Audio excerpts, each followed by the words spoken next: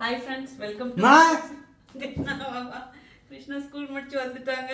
கிருஷ்ணா இன்னைக்கு ஒன்று செஞ்சிருக்கேன். வாசம் வந்ததா? என்ன கண்டுபிடி? ஸ்வீட்டா? எஸ். என்ன ஸ்வீட்டு? எஸ்.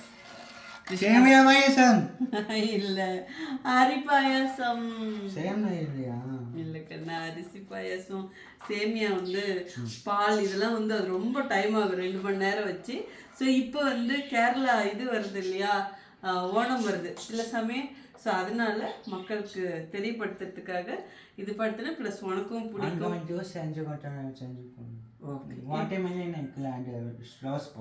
ஓகே. ஓ அதான் வேணும். சரி செஞ்சு தரேன். சரி, இப்போ இது வாசம் நல்லா இருக்கா? ஓகேங்க. ஸோ இது என்னன்னு பார்த்தீங்கன்னா வந்து அரிசி பாயாசம். இது வந்து சீரக சம்பா அரிசியில் வச்சேன். சூப்பராக இருக்கும், கம கமன்னு வாசனை. ஓகே கிருஷ்ணா, இந்த சூடாக இருக்கு. டேஸ்ட் ஓகே, டேஸ்ட் பார்த்து எப்படி இருக்குன்னு சொல்லு. இப்போ வந்து இது எப்படி செஞ்சேங்கிறது உங்களுக்கு இந்த ரெசிபி சொல்லிடுறேன். நிஜமாக சொல்கிறேன், நம்பி செய்யுங்க, அவ்வளோ சூப்பராக இருக்கும். எப்படி கிருஷ்ணா இருக்கு? சூப்பராக இருக்கா? ஓகே. ஸோ இது எப்படி செஞ்சேன்னு இப்போ சொல்லிடுறேன்.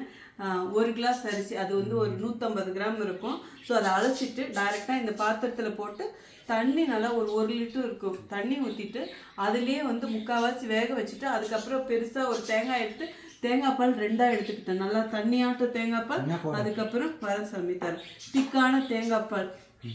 ஸோ அது 2மே எடுத்துக்கிட்டேன். தண்ணியாட்ட தேங்காய் பால் வந்து ஃபஸ்ட்டு ஊற்றிட்டேன். அதாவது நம்ம அரிசி வேக வைக்கும் போது ஊறின தண்ணி முக்கால்வாசி தான் அரிசி வெந்தது.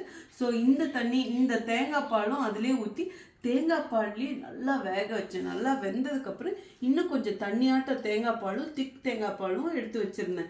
ஸோ இது வெந்ததுக்கப்புறம் பார்த்திங்கன்னா கொஞ்சம் மில்க் மெய்டு, அதே மாதிரி இது வந்து நாட்டு சர்க்கரை, இது 2ம் போட்டு இனிப்புக்கு தகுந்த மாதிரி கொஞ்சம் சுருன்னு இருக்கிற மாதிரி. ஏன்னா அப்புறம் வேறு தேங்காய் பால் நம்ம ஊற்றணும்ல, அதுக்கு தகுந்த மாதிரி அட்ஜஸ்ட் பண்ணிக்கணும். ஸோ நாட்டு சர்க்கரையும் கொஞ்சம் போட்டால் தான் இங்கே பாருங்கள் நல்ல இந்த கேரளா டைப் பாயாசம் கலர், ஒரு லைட் பிங்கிஷ் கலர், ஒரு கோல்டன் கலர்னு சொல்ல இந்த கலர் வரும்னு வச்சுக்கோங்களேன். ஸோ ரொம்ப இனிப்பு போட்டாலும் நல்லா இருக்காது.